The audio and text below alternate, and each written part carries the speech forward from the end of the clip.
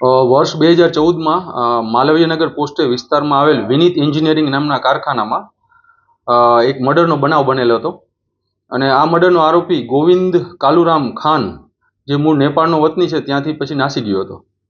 આ આરોપી ઘણા સમયથી નાસ્તો ફરતો હોય. રાજકોટ સિટી ક્રાઇમ બ્રાન્ચ આરોપીને પકડવા માટે પ્રયત્નશીલ હતી.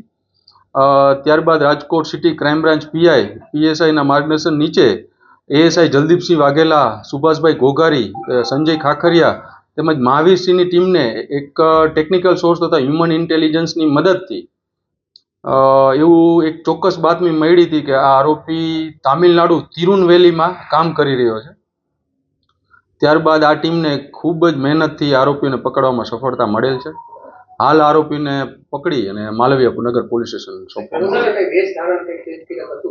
આ આરોપીને પકડવામાં ખૂબ જ મહેનત પડી હતી અમારી ટીમને, કારણ કે આરોપી તામિલનાડુમાં કામ કરતો હતો. ત્યાં એક લેંગ્વેજ બેરિયર આવતું હોય છે, ત્યાં કોઈ હિન્દી બોલતું નથી અને ઇંગ્લિશ પણ ખૂબ જૂજ માણસો જ બોલતા હોય છે.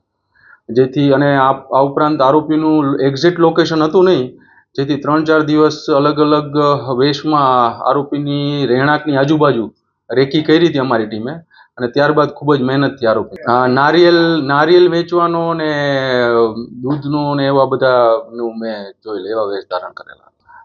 જે તે સમયે વિનીત એન્જિનિયરિંગ કારખાનામાં આ આરોપી ગોવિંદ સિક્યુરિટી તરીકે કામ કરતો અને ત્યાં મરણ જનાર ભીમસિંહ ત્યાં આવ્યો અને તેનો બનેવી પણ ત્યાં કામ કરતો અને ભીમસિંહની દીકરીને છેડતીના મુદ્દે આ આરોપીએ ભીમસિંહને ચપ્પુના ઘા મારીને તેની હત્યા કરી નાખી હતી. તે પણ નેપાળનો જ